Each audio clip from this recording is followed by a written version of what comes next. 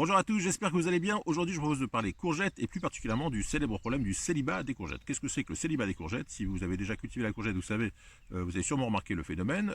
Vous cultivez une plante que vous semez vers le début avril, mi-avril. Un mois après, vous savez ce genre de choses. Une belle plante qui fait environ 50-60 cm de haut, qui commence à produire ses premières fleurs, ses premiers fruits, et parfois pas. Parfois, vous n'avez que des fleurs et pas de fruits. Et vous dites, c'est quand même bizarre, pourquoi est-ce que cette plante ne fait que des fleurs et pas de fruits?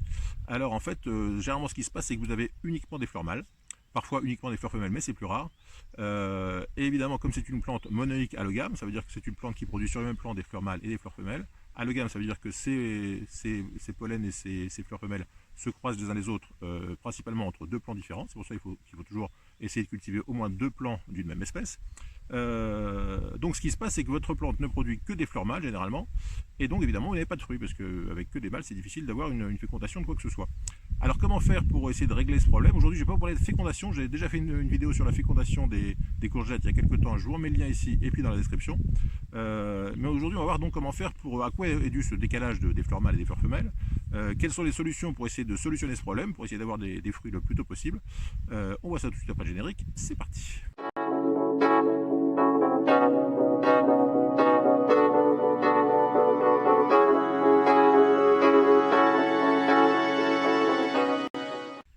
Alors une des premières raisons, en tout cas les deux premières raisons pour lesquelles les courgettes produisent d'abord beaucoup de fleurs mâles en général, les deux premières, c'est que d'abord une fleur mâle c'est beaucoup plus facile à faire. Vous voyez qu'une fleur mâle, il n'y a pas de fruit derrière, donc il n'y a pas à fabriquer un fruit complexe avec un ovaire, un ovule, donc c'est assez facile à faire. Et puis comme une fleur femelle, vous voyez on en voit une toute petite là qui apparaît un tout petit, un petit cornichon avec une petite fleur au-dessus qui va pas tarder à arriver. Donc là il y a beaucoup plus de ressources à utiliser puisqu'il faut faire un ovaire, un ovule, il faut faire un petit fruit. Donc c'est plus compliqué en termes de ressources. Donc pour s'entraîner et puis pour être sûr d'avoir les reins assez solides pour porter une fleur femelle, les courgettes produisent en général 8 fleurs mâles pour une fleur femelle au départ en tout cas. Donc là on a le cas parfait puisqu'on a une première fleur mâle bien épanouie. On a une deuxième, une troisième qui vont arriver demain ou après-demain. Et puis ici, on a 4, on a 5, 6 en dessous, 7 et 8, je ne sais pas si vous les voyez bien. Mais en tout cas, on a 8 fleurs mâles en réparation. Et puis la petite fleur femelle qui dit, ça y est, j'ai du pollen qui va me polliniser, je ne vais pas travailler pour rien. Je vais me compliquer la vie à faire un fruit, mais je suis à peu près sûr qu'il va être pollinisé. Donc, il ne faut pas s'étonner, c'est tout à fait naturel d'avoir au départ de la végétation d'une courgette, beaucoup de fleurs mâles et peu de fleurs femelles dans un premier temps.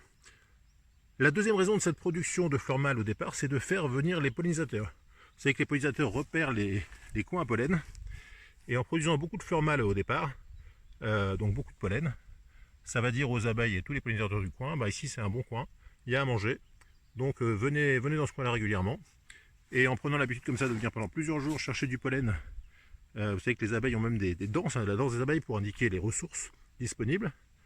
Et donc en prenant l'habitude de venir ici pour chercher le pollen, quand la fleur femelle va être prête à être pollinisée, vous savez que la pollinisation c'est une matinée dans la fleur fleurit le matin, il faut qu'elle soit vite pollinisée, donc il faut qu'une abeille passe vite ou qu'un pollinisateur passe vite.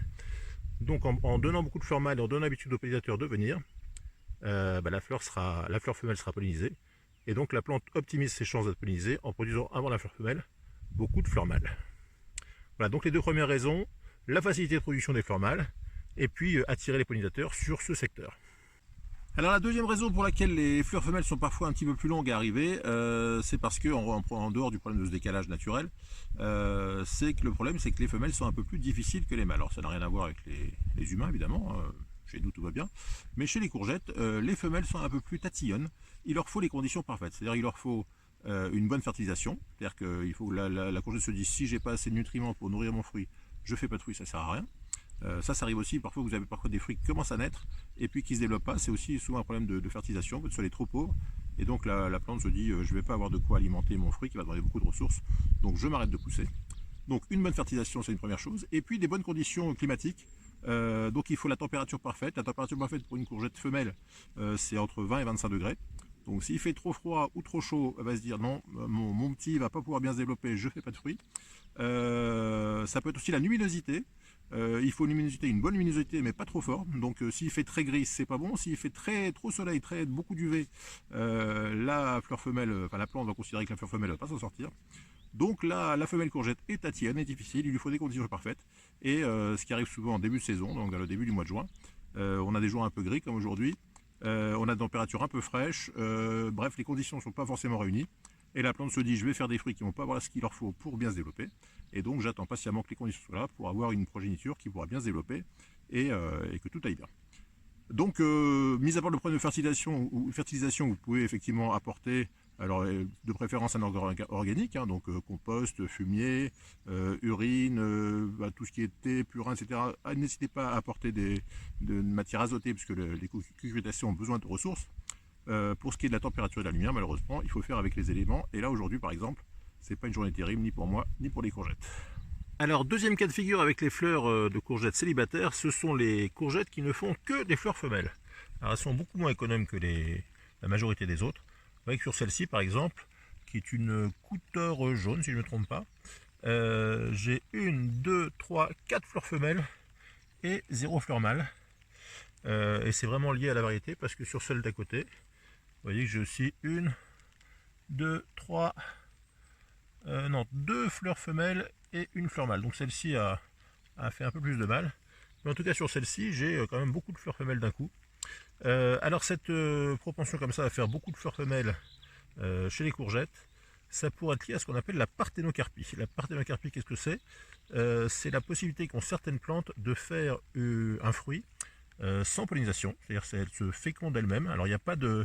C'est pas une vraie fécondation parce qu'il n'y a pas... Les graines ne sont pas viables. C'est-à-dire ça fait des graines mais sans embryon à l'intérieur. Et alors la parthénocarpie, ça peut être un phénomène naturel assez rare ou un phénomène provoqué. C'est comme ça par exemple qu'on a des pastèques sans pépins, qu'on a des clémentines sans pépins, qu'on a des raisins sans pépins. Le principe c'est de croiser des bananes aussi, hein, par exemple. Le principe c'est de croiser des variétés diploïdes avec des variétés tétraploïdes. Enfin, ça il faut disons avoir des notions génétiques. Et donc on obtient des variétés triploïdes, et les variétés triploïdes ont la particularité de faire en général des fruits plus gros, plus de fruits, mais en revanche des fruits avec des graines stériles. Donc si vous avez des courgettes avec beaucoup de fleurs femelles, il y a des chances que ce soit des variétés donc qui font de la parthénocarpie. Une des plus connues qui font ce genre de phénomène, c'est une variété qu'on appelle la courgette verte de Milan, ou la Black Beauty. Alors c'est pas systématique, hein. Moi j'ai des vertes de Milan qui ne font pas forcément des fleurs femelles tout de suite, mais disons que selon les spores, selon les mutations de la variété, il est possible que sur certaines de ces variétés, donc la couteur jaune aussi par exemple, vous pouvez avoir des fleurs femelles qui apparaissent en premier. Et là le problème est le même que pour les fleurs mâles, hein. Si vous n'avez pas du tout, si vous avez que des fleurs femelles, alors si elles font de la parthénocarpie, elles vont arriver au bout. Sinon, s'il n'y a pas de fécondation intérieure, on va dire, interne, vos fruits ont avorté. Alors que faire pour éviter ces problèmes de floraison décalée et d'absence de fruits? Alors on a déjà parlé, une des solutions si vous avez un sol trop pauvre, c'est de fertiliser. C'est une des rares choses qu'on peut faire pour intervenir. J'ai vu que certains proposent de tailler les fleurs mâles quand vous avez beaucoup de fleurs mâles pour pas fatiguer la plante pour rien et puis pour essayer de provoquer l'arrivée plus rapide de fleurs femelles. Essayer de tailler quelques fleurs mâles. Alors j'ai jamais fait, je sais pas si vous l'avez déjà fait, si vous l'avez déjà tenté, laissez-nous un petit commentaire pour dire comment ça a fonctionné. Mais donc ça peut être une solution, hein, puisque c'est vrai que la plante, si elle n'a pas à se donner du mal à faire des fleurs mâles, elle ira peut-être plus vite pour faire des fleurs femelles. Une autre solution, c'est d'avoir pas mal de plants. Alors vous savez que la courgette c'est Cucurbita pepo.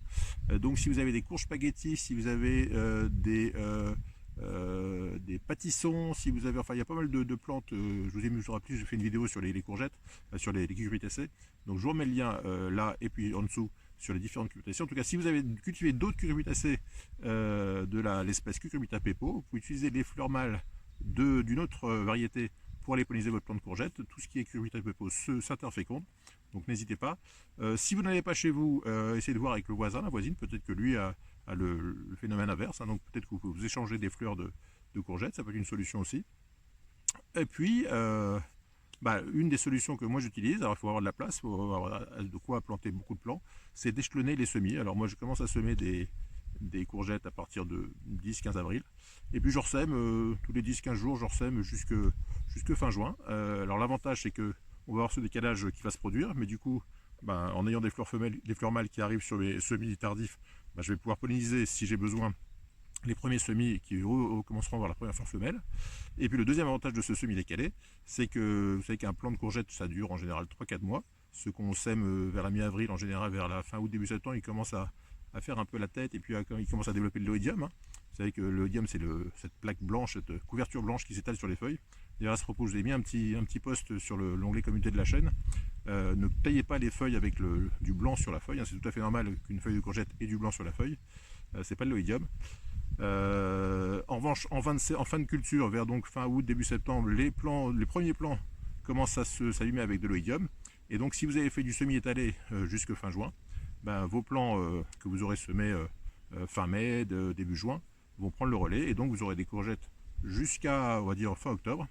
Et puis, comme vous avez regardé les vidéos de la chaîne et que vous avez cultivé aussi de la chayotte, à partir de fin octobre, vous aurez vos premières chayottes. Donc, vous aurez des courgettes ou des simili-courgettes on va dire, début juin jusqu'à Noël, puisque les chayottes prendront le relais.